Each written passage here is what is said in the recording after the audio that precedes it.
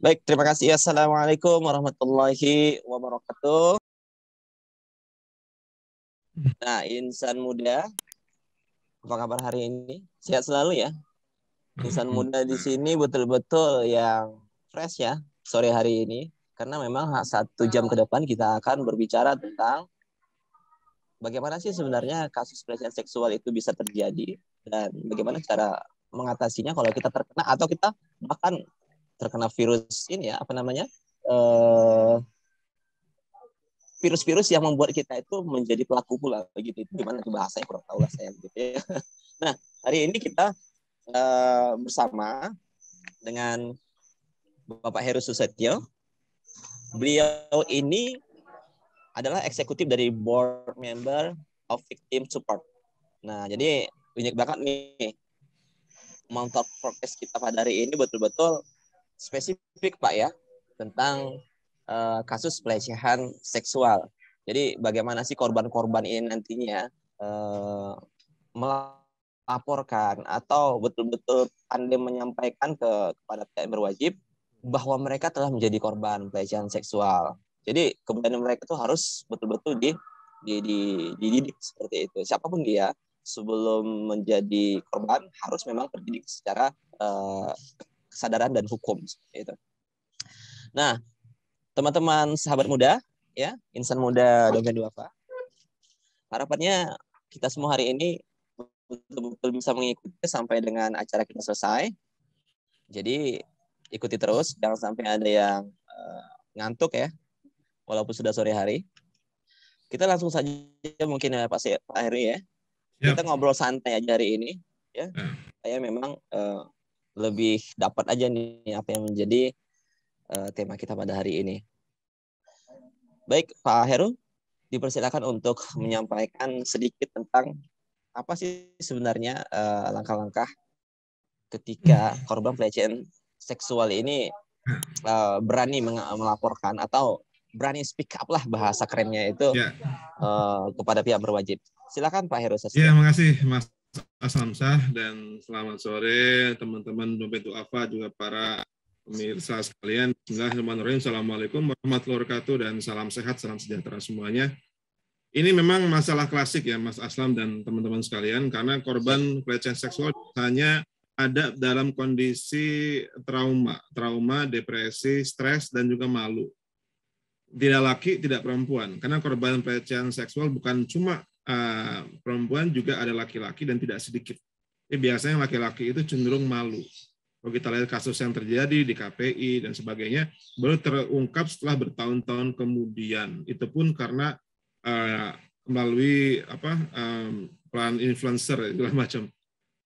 Jadi sedangkan banyak yang nggak terungkap karena biasa korban itu malu, stres, trauma, depresi, dan juga mengalami namanya PTSD ya, post traumatic stress disorder. Dan sehingga nggak sedikit sekali yang kemudian melaporkan ke penyidik ya ataupun ke kepolisian ya Mas Aslam ya. Karena mereka itu kan untuk biasa kalau harus melaporkan kan dia harus menceritakan kembali. Benar. Semua orang punya kekuatan buat menceritakan kembali loh. Oleh kadang-kadang pertanyaan dari penyidik kadang-kadang juga ya gimana ya? Ya kan karena untuk membedakan mana ini pelecehan, mana kejahatan seksual, mana yang sifatnya suka sama suka kan harus emang digali ya. Benar. Kadang-kadang pertanyaan dari penyidik juga, kamu betulan nih kamu diperkosa atau kebetulan kamu dilecehkan, kan kamu yang menghendaki. Jangan-jangan kamu juga pengen lagi dipegang-pegang atau dielus-elus. Yang kamu menikmati juga gitu. Kan dalam beberapa kasus memang ada yang terjadinya karena kesepakatan tapi karena adanya mungkin paksaan atau karena dominasi salah satu pihak ya, misalnya biasanya kekerasan seksual terjadi itu kejahatan seksual terjadi karena adanya dominasi salah satunya, contohnya antara majikan dengan anak buah, antara orang kaya dengan orang miskin, ataupun mereka yang the have dengan the have not, antara yang kaya dengan miskin, antara bos dengan anak buah, antara yang pangkat lebih tinggi dan pangkat lebih rendah. Jadi itu membuat mereka tidak punya posisi tawar yang cukup kuat dan sebagian memilih untuk ya udah buat terima apa adanya deh.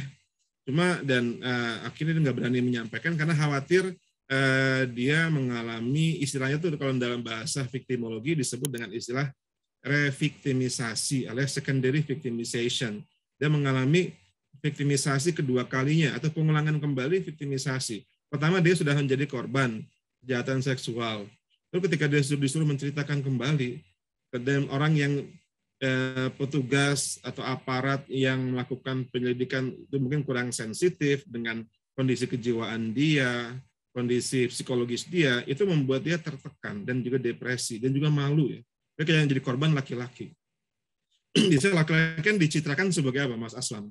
Laki-laki itu dicitrakan sebagai apa? Macho, gagah, berani, kuat, keren, hebat. Kok jadi korban pelecehan dari laki-laki juga kan orang akan membuli dia. Lu cowok betulan nggak sih? Iya. Lu beneran cowok loh. Lu betulan, lu bohong kali lo.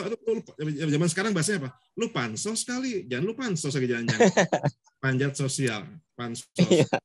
Jadi memang tidak mudah untuk melaporkan kasus kejahatan seksual kepada kepolisian karena kendala psikologis dari yang mengalami secondary victimization ataupun reviktimisasi, membuat mereka semakin memilih untuk diam.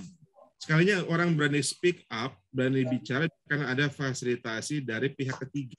Ada lembaga yang membela dia, yang mendukung dia, ada entah advokat, entah LSM, entah mungkin jaringan ormas yang membackup dia. Kalau enggak, dia cenderung menyimpannya sendiri. Apalagi kalau yang dilaporkan oleh dia adalah orang yang punya kedudukan penting yang menentukan nasib dia. Ini yang jadi bahaya. Dia ada kekhawatiran nanti kalau saya laporin saya kena undang-undang ITE, kena pasal 27, 28, 29 undang-undang ITE. Nanti saya malah kena istilahnya diserang balik, ada jadi backfire gitu. Jadi mendingan gue diam aja deh. Daripada saya periuk nasi terus saya nggak bisa kerja lagi, saya dipecat, saya dimusuhi orang. Udah gue terima apa adanya. Itu kondisi yang ada, Mas Aslam.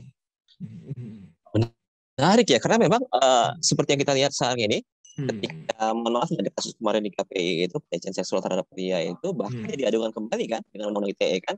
Nah ini bagaimana seharusnya kalau Pak Heru kalau kita lihat ya, ketika seseorang teman kita gitu menjadi seorang yang korban pelecehan seksual, dia laki-laki, yang seharusnya dilakukan banget tahapannya itu gimana sih Pak Heru supaya memang tidak terjerat oleh undang-undang yang lain pula seperti itu Pak? Jadi memang kita perlu istilahnya pemberdayaan korban, Mas Aslam, atau pemberdayaan calon-calon korban. Istilahnya karena ada korban-korban memang potensi. Orang jadi korban itu biasa karena dia vulnerable, karena dia rentan. Oke. Dia vulnerable karena mungkin dia kalau contoh perempuan misalnya ya karena dia mungkin masih muda, dia atraktif, dia masih muda, atraktif ataupun cantik lah, badannya bagus, kemudian dia ada dalam lingkungan orang-orang laki-laki yang berperilaku kurang baik, kemudian atau biasanya juga pada karena yang mendukung. Istilahnya kalau dalam kajian kriminologi ada teori tentang teori terjadinya pidana itu adalah ketika kesempatan, ketika ada pengawasan yang kurang, ada kemudian pengawasan yang kurang, kemudian ada kesempatan, ada kontrol yang kurang, itu memungkinkan terjadinya kejahatan seksual tadi. Pada waktu malam, ketika sedang sendirian, sedang sendirian, dia mungkin berpakaian terlalu atraktif, walaupun kadang-kadang juga nggak selalu Mas ya. Kadang-kadang walaupun pakaian rapih pun, pakaian yang menutup aurat pun, tetap kadang-kadang jadi korban juga. Nggak semua yang dicolek jadi kelihatan adalah karena pakai rok pendek, karena pakai mini skirt, atau pakai pakaian yang menggoda. Kadang-kadang dengan hijab lengkap yang menutup aurat pun tetap jadi korban kejahatan juga. Juga cowok sama juga. Laki-laki pun kadang-kadang walaupun dia menutup aurat, pakaian sopan, malah dibully juga. Dalam kasus di KPI, korbannya pun dibully karena dia dianggap berpakaian terlalu rapih. Dia tahu rapih salah, nggak rapih juga salah. Jadi memang serba aneh dunia ini. Begitu. Jadi kita perlu ini Mas Aslam dan para pemirsa sekarang, kita perlu pemberdayaan korban. Korban itu harus punya keberanian dan ada lembaga-lembaga yang bisa membackup dia, entah dari entah keluarganya, entah sejawatnya ataupun peer grupnya, ataupun dia bisa menghubungi lembaga-lembaga yang punya kepedulian terhadap korban ya. Mungkin kalau di level nasional ada LPSK, Lembaga Perlindungan Saksi dan Korban. Di level daerah, mungkin tiap daerah itu ada, kalau perempuan ada unit perempuan dan anak, UPT Perlindungan Perempuan dan Anak. Juga ada, kalau perempuan lagi ada berbagai macam LSM yang perlindungan perempuan. Nah yang susah laki-laki, karena tidak ada Komnas laki-laki. Tidak ada Komnas laki-laki. Komisi Perlindungan Anak ada, Komnas Perempuan ada, tapi tidak ada Komnas laki-laki. Jadi ketika laki-laki jadi korban, bingung, gue ngelapor kemana nih? Ngelapor ke Komnas Perempuan, lalu kan cowok. Ke Komnas Anak, ya lu kan udah gede. Ngelapor kemana? Akhirnya ada yang ngelapor ke mungkin lembaga bantuan hukum, ke LPSK, atau ke kepolisian. Tapi ada kekhawatiran, kalau ngelapor ke polisi, gue malah dibully lagi. Kadang-kadang begitu. Atau jadi akhirnya ya udah gue pendam aja, nggak usah ngapa-ngapain, ya udah ya anggap nggak ada aja. Cuma kadang-kadang dia tertekan, tapi kalau dia masih bertemu dengan orang yang sama, orang yang membuli dia, masih orang yang sama, dia trauma, lama-kelamaan dia jadi perilakunya pun jadi aneh, penyendiri, stres, depresi, trauma, akhirnya bukan tidak mungkin lama-kelamaan menjadi punya sakit, mengalami kelainan kejiwaan. Tidak. Jadi gitu loh, kita perlu pemberdayaan korban dan pemberdayaan future victim, calon-calon korban. Kalau mungkin di beberapa negara maju ada namanya hotline ya. Kalau Anda mengalami kejahatan seksual di kampus-kampus sekarang sudah mulai ada mengalami kejahatan seksual, telepon hotline ini, telepon lembaga ini, itu sudah mulai ada. Jadi itu saya kira perlu pemberdayaan seperti itu, Mas Aslam dan teman-teman sekalian ya. Jika kita harus mencari tahu di mana ada hotline, ada supporting group, supporting services yang bisa membantu korban-korban kejahatan seksual, baik perempuan maupun laki-laki. Demikian. Baik Pak. Berarti sebenarnya sudah berapa banyak kasus sebenarnya yang terkait hal ini ya, misalnya pelecehan seksual pada laki-laki ya, ataupun kalau perempuan sudah memang sering banyak banget Pak ya. Artinya dengan data ini nanti kan mungkin kita bisa memunculkan dengan aliansi masyarakat sipil misalnya, kita membentuk satu kanal untuk pelaporan. Nanti gimana Pak? Seberapa besar sih sebenarnya datanya seperti itu Pak? Sebenarnya banyak ya Mas Aslam dan teman-teman sekalian. Cuma biasanya ini seperti puncak gunung es. Yang di atas lebih sedikit ketimbang yang di bawah. Gunung es kan yang kelihatan yang nongol cuma sedikit, yang di bawahnya gede banget. Benar. Iya. Kebanyakan orang itu tidak melapor. Bahasanya adalah disebut sebagai dark number atau unreported cases. Oh, oke. Mungkin kalau Mas Aslam masih ingat kasus kejahatan seksual yang pelakunya orang Indonesia terjadi di Manchester, di UK, benar. di negara di kota Manchester ketika dia sedang kuliah, dia ya saya sebut namanya karena sudah kasus publik ya, namanya Reinhard Sinaga. Korban dia itu sekitar 200-an laki-laki semua merkosa, dicabuli. Dan sebagian besar tidak mau melapor. Pertama karena mereka nggak ngerti kalau mereka korban, karena mereka dibius atau mereka mabuk. Kedua mereka nggak sadar, ketiga malu. Masa gue cowok diperkosa cowok juga sih? Nah itu kan mikir, kan nggak keren banget kalau dia punya pacar perempuan, dia akan dibully. Lu cowok diperkosa cowok, nggak keren banget sih lu. Nah itu kan. Jadi dia malu dan akhirnya ya udahlah. Nah ini menguntungkan para seksual predator. Jika korban tidak melapor, korban tidak menyampaikan kasus dia kepada aparat, yang ini berbahaya bagi para seksual predator. Mungkin Mas Aslam ingat ada seorang artis yang baru keluar dari penjara nih. Iya betul Itu menimbulkan kehebohan karena disambut oleh media, dipublikasikan. Sehingga kesellah KPI kesal, juga KPI pun kesal, Komisi Penyiaran dan Komisi ini seolah-olah ya dia kan ya dia mantan napi kasus pedofilia, kasus benar. seksual kepada anak sesama jenis, kok malah di blow up. Ini mirip dengan ini Mas Aslam. Kalau ingat kasus seorang artis ngetop yang saya nggak sebut namanya, mungkin yang melakukan merekam video pornografi. Iya pernah itu di 2010 lalu ya. Iya, dia merekam video pornografinya bersama dengan sejumlah perempuan yang bukan istrinya. Bahkan ada istri orang, ada berapa orang. Kemudian di penjara sekian tahun, apa yang terjadi setelah dia keluar? Disambut fansnya luar biasa. Benar, iya. Ada yang salah sama peristiwa tersebut. Saya jadi mikir, ini kan penjahat ya. Ini kan saya penjahat kelamin. Benar. Berhubungan sama bini orang. Disambut sama publik begitu hebohnya, salah gitu. Maka dia dianggap sebagai korban. Nah inilah keanehan negeri kita Indonesia. Yang jadi napi, penjahat kelamin, pelaku kejahatan seksual malah dianggap sebagai korban dan jadi pahlawan. Nah kita harus memutus mata rantai istilah glorifikasi ya. Bahasanya adalah glorifikasi. Jangan kita mengagung-agungkan, mengkeren-kerenkan orang-orang yang memang punya sejarah kejahatan yang masuk terorisme.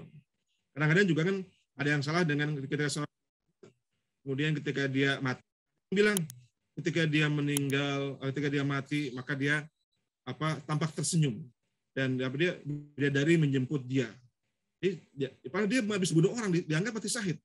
Ini kan buat korban menyakitkan, bayangkan.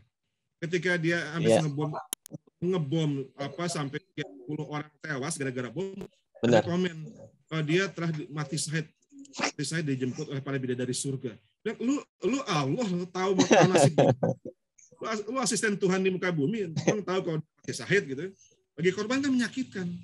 Udah ada yang bapaknya mati, anaknya tewas kena bom, istri anaknya ataupun kalau nggak tewas dia tangannya putus, kakinya nggak berfungsi, dibilang pelakunya mati syahid.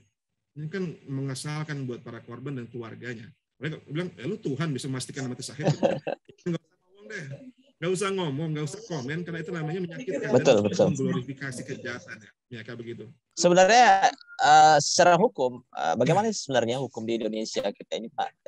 Ya mengatur terkait si pelaku itu sendiri seperti itu. Kenapa bisa hal ini terjadi begitu kan di negara yang disebut negara hukum ini? Sebenarnya ya memang terus terang kita masih ada kekosongan hukum ya Mas Aslam dan teman-teman sekalian. Karena tindakan kejahatan seksual itu memang yang dirumuskan dalam kitab Undang-Undang Hukum Pidana itu masih belum lengkap, belum sempurna. Dan karena undang-undang kita kan produk tahun 1917 ya, kita mengadopsi kitab Undang-Undang Hukum Pidana ataupun Criminal Law alias Penal Code dari Belanda yang diterapkan dengan akses konkordansi. Kemudian diberlakukan dengan Undang-Undang Nomor 1 tahun 46. Dia sudah berusia lebih dari 1 abad, bahkan kalau diberlakukan sejak masa NKRI sudah sejak tahun 46 ya sudah 75 tahun, luar biasa panjang sekali.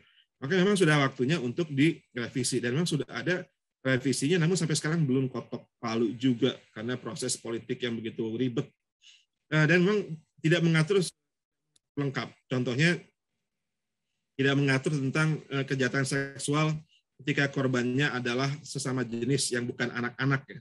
Yang diaturkan hanyalah ketika korbannya anak-anak di pasal 292 KUHP. Gimana kalau korban sesama jenis adalah sesama laki-laki itu sama perempuan yang bukan anak, itu nggak jelas pasalnya apa.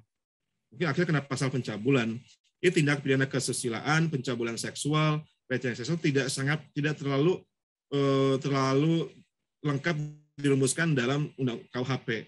Di Undang-Undang tentang penghapusan KDRT tahun 2004 nomor 23 itu hanya mengatur untuk orang-orang ada dalam lingkup rumah tangga.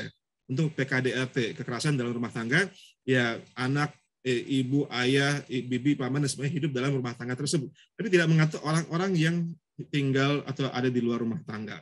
Hubungan perpacaran, hubungan antar antar teman, itu tidak diatur secara lengkap ketika terjadi kejahatan seksual. Makanya ada sebagian kawan yang mengajukan rancangan undang-undang tentang kekerasan seksual. Tapi juga kemudian sekarang timbul perdebatan karena konsepnya juga agak-agak kontroversial ya. Jadi ada yang mendukung, ada yang nggak mendukung, ada yang di tengah-tengah. Saya pada posisi untuk kita perlu undang-undang yang mengatur tentang kejahatan seksual. Jadi kejahatan seksual ya, bukan kekerasan seksual. Tapi perlu lebih jelas, lebih tegas. Karena KUHP itu memang tidak jelas. Jadi istilah perkosaan pun juga dalam KUHP itu hanya ketika korbannya perempuan dan hanya ketika, bahasa saya vulgar, kan itu bahasa undang-undang, menggunakan alat kelamin, alat vital. Gimana kalau korban adalah sesama jenis? Atau kebalikannya? Bisa nggak laki-laki diperkosa perempuan? Bang Aslam, bisa nggak? Secara teori bisa. Laki diperkosa perempuan. Kalau Bisa kejadian pernah ada Pak, pernah ada. Sebenarnya nggak bisa gitu kan. Tapi pernah ada memang kasus itu di Papua waktu saya dulu tinggal di Merauke. Memang cuma satu kasus saja dan itu pun memang sulit untuk menghukuminya seperti itu. Sebenarnya cukup sering terjadi. Jadi tergantung bagaimana kita memaknai tentang perkosaan. Yang ada pada pasal 28 tapi hanya ketika laki-laki yang melakukan pemaksaan alat vital kepada perempuan, bukan sebaliknya. Benar. Banyak laki-laki korban perkosaan itu tidak bisa dilindungi karena kekuatan hukum ketika korbannya adalah laki-laki. Jadi korban perkosaan perempuan atau korban perkosaan dari laki-laki sesama jenis itu nggak ada pasal perkosaan untuk sesama jenis. Juga tidak juga termasuk perzinaan ya, Bang Aslam ya.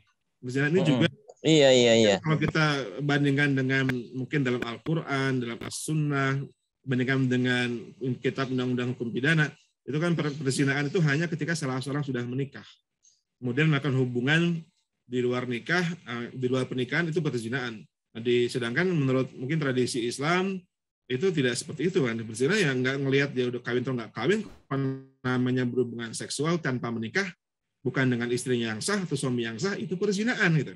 Nah itu yang tidak ada pasalnya pada KUHP dan ini menimbulkan masalah juga. Tapi di sini akhirnya timbul juga masalah pencabulannya, masalah jadi ini memang masih panjang jalan menuju mengakomodasi kejahatan seksual dalam hukum Indonesia masih cukup panjang, Bang Aslam. Berarti memang belum ada regulasi yang spesifik yang mengatur masalah ini ya pelecehan seksual, apalagi khususnya pria Pak ya, pria dewasa seperti itu kan. Karena kalau kita lihat pasal 29 KUHP itu kan yang diatur cuma sedikit kan.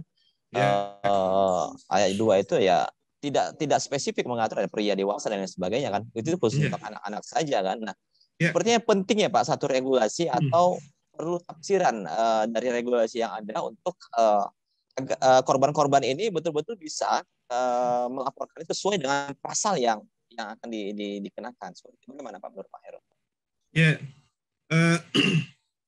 Ya memang itulah jadi kekosongan tentang regulasi. Kita mengalami regulasi, ketiadaan regulasi juga yang kedua masalah hukum acara, Bang Aslam. Karena biasanya susah pembuktiannya. Kalau cuma ada 2 orang di dalam kamar yang dicabuli, entah diperkosa, entah dilecehkan, entah dicabuli, entah dizinai, siapa saksinya? Kecuali Allah ya. Kan cuma 2 orang. Dan gimana pembuktiannya? Mana yang sifatnya paksaan, mana yang suka sama suka, itu kadang-kadang sukar. Jadi ini yang susah Bang Aslam dan teman-teman sekalian. Karena kadang-kadang nggak ada saksinya, ketika tidak ada cuma 2 orang doang, nggak ada alat bukti yang lainnya, nggak ada rekaman CCTV, rekaman video, nggak ada gambar, nggak ada dokumen, itu akhirnya susah dibuktikan. Kan banyak kasus kejahatan seksual akhirnya jadi tidak bisa diproses karena kesulitan dalam hal cross examination, dalam hal pembuktiannya. Ini masalah serius. Dan sebagai kasus kejahatan seksual itu tidak bisa diproses karena kendala pembuktian ini hukum acara juga.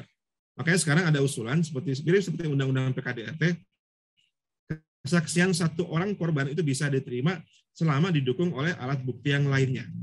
Nggak harus menunggu kesaksian 2 orang, 1 pun bisa kalau dalam undang-undang. Oke. Tapi masalah ada tidak bukti lainnya selain kesaksian korban. Kalau si pelaku nggak ngaku gimana? Pelaku biasanya ngeles. Oh enggak kok, kita suka sama suka. Oh enggak, dia juga pengen, dia menggoda juga. Bukan gua doang yang mau, dia juga mau, segala macam. Atau ini yang susah kadang-kadang pada wilayah pembuktian dan wilayah karena minimal harus ada 2 alat bukti ya menurut kitab undang-undang hukum acara pidana, minimal 2 alat bukti.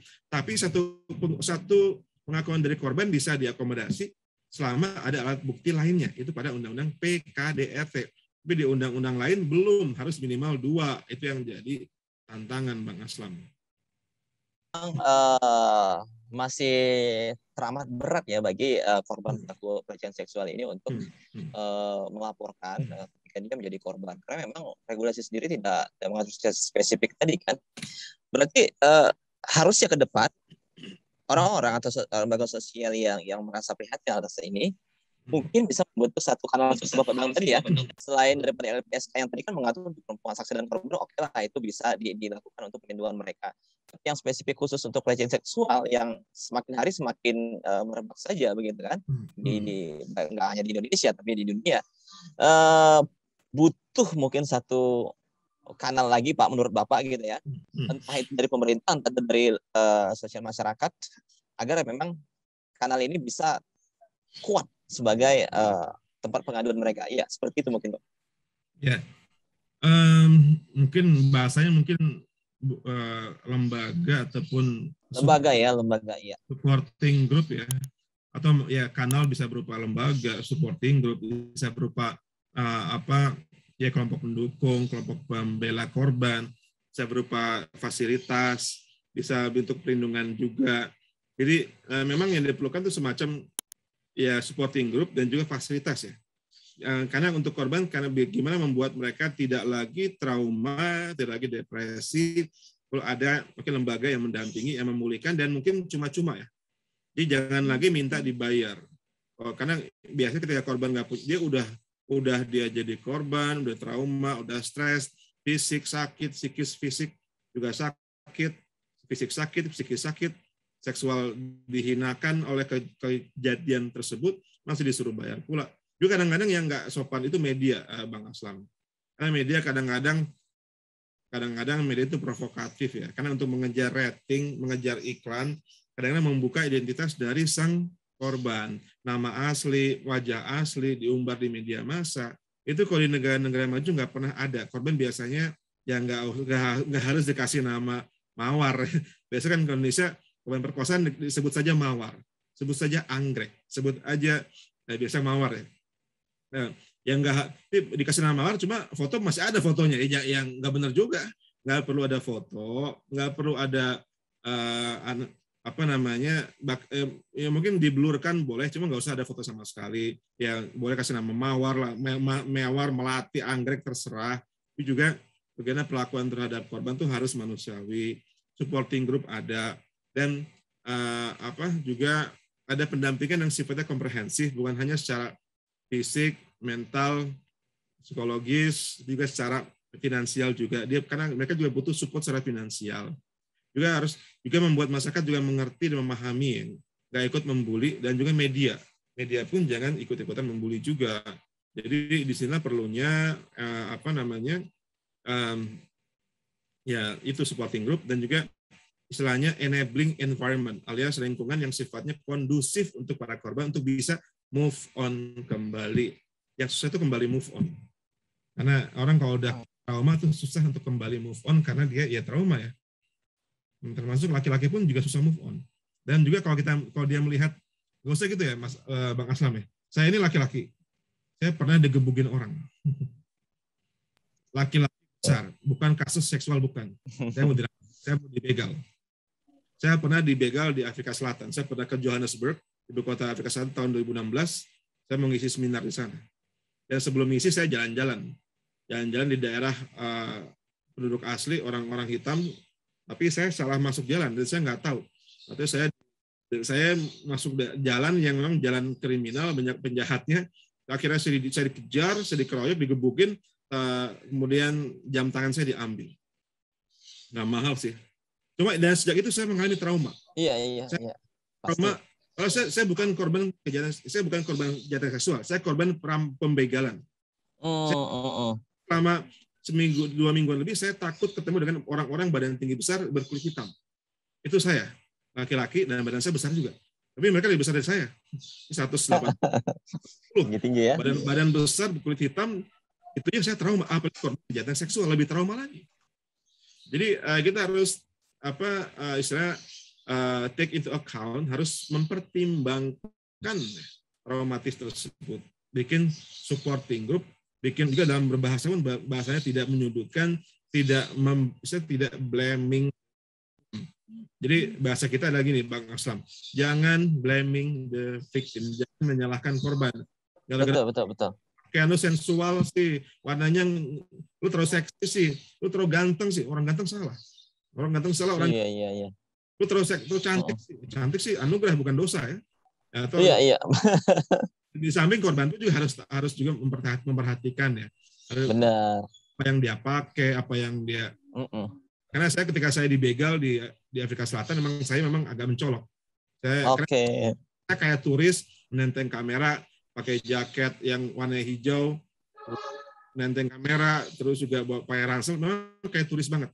Beda dengan orang sekitar yang rata-rata kulit hitam dan mungkin nggak kayak itu. Akhirnya saya jadi subjek yang berbeda dan itu jadi pantas saya mendapatkan viktimisasi. Jadi korban pun harus tahu diri istilahnya. Oke, Pak. Jadi betul antara siapa ya, sebelum kita ibaratnya orang-orang yang umum ini lah menjadi korban pelecehan, ya betul-betul harus menghindari ya apa yang menjadi sebab-sebab kita dilecehkan, meskipun memang tanpa kita sadari bisa saja terjadi verbal gitu kan, verbal begitu kan pelecehan tersebut. Nah, satu pertanyaan lagi Pak, terkait dengan kasus yang baru saja terjadi begitu kan, yang di KPI itu yang kita bilang KPI dulu ya, kasus pelecehan di KPI tersebut yang korbannya itu dilaporkan pula menggunakan undang-undang ITE. Itu bagaimana sih Pak sebenarnya? Kenapa bisa dilaporkan lagi? Harusnya kan ditunggu dulu atau gimana sih Pak hukum yang berlaku di negeri ini?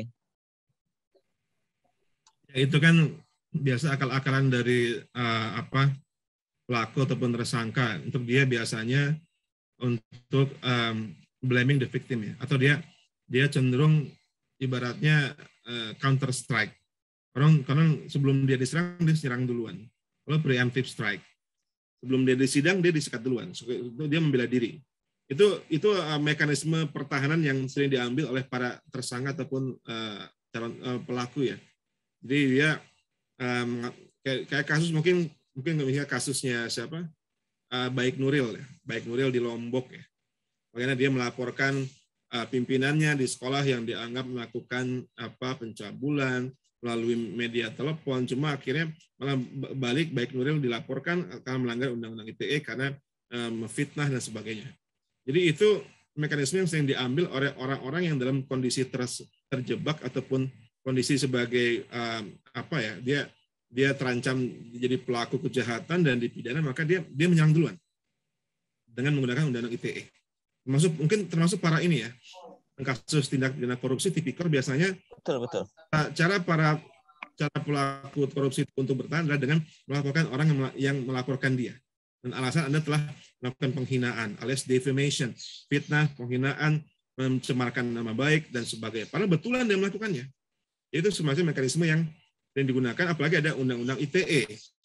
Alhamdulillah undang-undang ITE sejak tahun 2016 berubah menjadi delik aduan, bukan lagi delik biasa. Artinya yang mengadukan harus korban dan harus memenuhi lagi beberapa persyaratan terakhir diatur dalam SKB 3 Menteri beberapa bulan lalu. Jadi nggak bisa lain melaporkan aja, tapi harus ada syarat-syaratnya. Kalau enggak, akhirnya mana yang salah, mana yang betul, jadi kacau, jadi blur ya. Akhirnya korban malah dianggap jadi pelapor, dia jadi pelaku pelanggaran undang-undang ITE, sementara pelaku sesungguhnya malah nggak diangkat kasusnya karena dia biasanya apa? Karena dia mungkin punya power. Ini yang ngeri Bang Aslam ya. Betul. Dia pelaku punya kekuasaan, dekat dengan kekuasaan, dekat dengan partai politik, punya duit, bisa beli media, bisa dekat dengan petinggi negara, dekat dengan pejabat, dekat dengan aparat penegak hukum, dekat dengan hakim, jaksa, polisi, bisa bayar advokat yang mahal-mahal, bisa dekat media, dia bisa merubah konstelasi. Korban mungkin nggak punya duit buat ngebayar pengadvokat mahal karena jarang dikenal advokat korban, jarang. Biasanya itu advokat buat terdakwa, tersangka, bukan advokat korban. Korban nggak kuat bayar advokat, nggak punya akses ke parpol, ke pejabat, ke polisi, hakim, jaksa, dan sebagainya. Akhirnya itulah karena korban sudah mengalami keviktimisasi berulang kali karena dia rentan. Nah, makanya mungkin korban itu berdaya ketika dia kaya. Kalau korban orang kaya, mungkin lebih kaya atau dia punya kedekatan dengan parpol, dengan media, dengan pejabat, dia bisa strike back, bisa menyerang balik. Tapi rata-rata korban nggak punya kekuatan seperti itu. Akhirnya, mungkin pernah dengar kasus itu, seorang profesor di Bandung ya, yang mungkin pernah dengar, disebut Prof M ya, saya nggak sebut namanya. Ya. Dia berhubungan dengan perempuan bukan istrinya sampai hamil, dan dia menyangkal, bukan anak gue. Ini sih lu pansos lah, bukan anak saya. Dan sementara yang perempuan sampai hamil, nggak punya anak, nggak diakui. Dan itu nggak cuma sekali, seperti di mana-mana kejadian. Dan apalagi ketika dia dekat dengan kekuasaan, akhirnya korban terus mengalami viktimisasi berulang kali karena kerentanan posisinya, karena dia miskin, kurang berpendidikan, nggak punya akses ke uang, akses ke penguasa, akses ke media, maka dia mengalami viktimisasi berulang kali. Demikian. Baik Heru dan Insan Muda Bapak ya, sudah sangat panjang lebar ya. Artinya memang kita butuh untuk pendampingan intinya ya, baik sebelum maupun ketika kita terkena atau menjadi korban pelecehan seksual itu sendiri. Kata kita ini maksudnya semua kita, siapapun dia begitu kan. Nah, karena sudah masuk pada waktu akhir ini Pak, kita harus closing acara Human Talk ini. Yang menjadi closing statement Pak Heru untuk Insan Muda Dompet Duafa yang bisa dibawa mereka nanti apa? Silakan Pak. Iya, makasih Bang Aslam dan teman-teman pemirsa Dompet Duafa yang tercinta. Ya, kita mungkin nggak bisa sepenuhnya menggantungkan diri pada hukum dan aparat ya, karena hukum sendiri punya keterbatasan, aparat juga terbatas jangkauannya. Jumlah polisi pun tidak cover seluruh Indonesia, dan wilayah kita begitu luas, dan banyak penjahat di negara ini, terus terang banyak penjahat, juga banyak penjahat kelamin, dan kadang-kadang penjahat kelamin itu bukan orang lain, kadang mungkin jangan-jangan teman kita sendiri. Benar. Jangan-jangan sahabat kita, tiba-tiba mungkin temenan lagi perempuan, tiba-tiba pas pacaran lagi mandi, teman perempuan lagi mandi, dia difoto atau direkam menggunakan handphone kamera. Itu nggak sedikit kasus seperti itu. Jadi hati-hati dengan, bukan orang, kebanyakan itu terjadi dengan orang yang dikenal, Bang Aslam ya. Kebanyakan orang yang dikenal, mungkin temannya, sahabatnya, pamannya, bibinya, omnya, tante, pak de, bude, atau bahkan incest antar kakak, adik, bapak, anak, ibu, anak, itu suka kejadian. Jadi hati-hati, itu bisa bukan orang lain, kadang-kadang ada di sekitar kita. Istilah intimate relationship, ada kejahatan dalam hubungan yang sifatnya dekat, hubungan intim. Jadi kita harus bekali diri kita dengan kewaspadaan. Juga jangan berpikir kejahatan itu terjadi selalu dengan lawan jenis ya. Mungkin Bang Aslam punya anak besar belum Bang Aslam? Saya kecil 7 tahun dan 1 tahun. Saya punya 4 anak, udah anak saya yang pertama. Masya Allah. Udah satu udah lulus, satu lagi menjelang lulus, satu lagi S2, dan 2 anak di SMA. Sekarang pun saya khawatir. Sekarang kan orang tua sekarang mungkin orang tua zaman dulu khawatir kalau anaknya jalan berdua dengan lawan jenis. Hati-hati Mas, hati-hati Mbak, kamu jangan jalan berdua dengan lawan jenis. Zaman sekarang Bang Aslam, sesama jenis pun kau berdua saya ngeri. Iya, zaman sekarang kamu sama siapa? Aku sama temanku cowok sendirian. Waduh. Karena nggak sedikit terjadi pelecehan seksual sesama jenis. Betul. Jadi hati-hati juga. Termasuk kalau masih punya anak kecil juga hati-hati. Banyak pedofil di negara ini. Orang-orang yang suka sama bayi, suka anak kecil, baik dengan bayi yang dilecehkan sejak kecil. Ya, punya pengasuh orang luar atau kerja buat keluarga, nggak sedikit yang kemudian melakukan pelecehan juga. Tapi jangan terlalu paranoid juga sih, Kita perlu mempertinggi kontrol, pengawasan. Dan kejahatan terjadi ketika kontrol kurang, pengawasan kurang, korban lemah, dan ketika hukum susah ditegakkan. Jadi itu yang harus kita lakukan ya Bang. Jadi kita perlu memberdayakan diri kita, karena kita juga bisa jadi kita punya potensi jadi korban di kelak kemudian hari.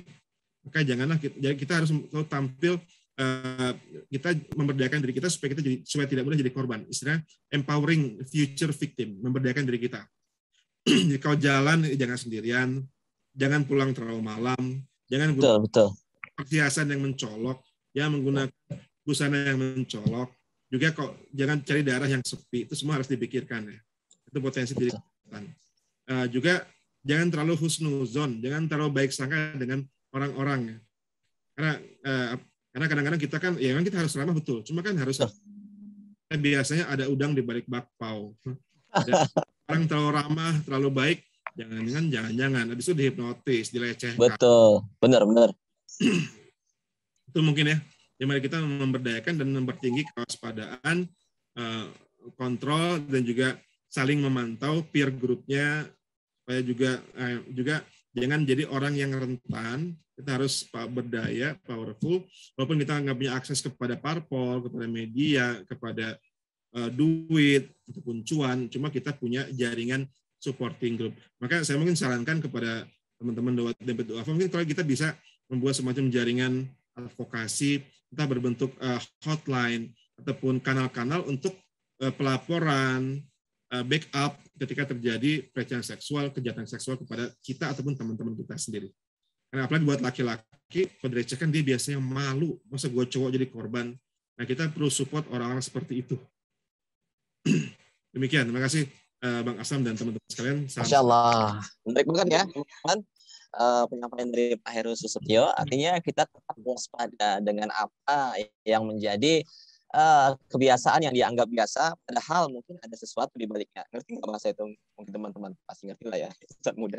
Baik, sebelum kita tutup ya, perlu ketahui bahwa Dompet Duafa ini, teman-teman insan muda semuanya, kita memiliki kanal, apa namanya, bukan kanal, divisi advokasi dan bantuan hukum. Nah, jadi kalau teman-teman misalnya nanti mendapatkan satu masalah hukum terkait dengan hukum, maka silakan saja mengadukannya ke Dompet Duafa di bagian advokasi maupun pusat bantuan hukum Dompet Duafa. Kalau di advokasi kita akan langsung proses seperti itu, kita akan langsung dampingi. Insya Allah teman-teman insan muda akan mendapatkan pencerahan di situ, baik pencerahan edukasi tentang hukumnya maupun pendampingan hukumnya seperti itu. Dan hebatnya Pak Heru di Dompet Duafa ini, bantuan hukum kita ini maupun advokasi kita ini itu didanai dengan dana zakat. Nah, keren ya.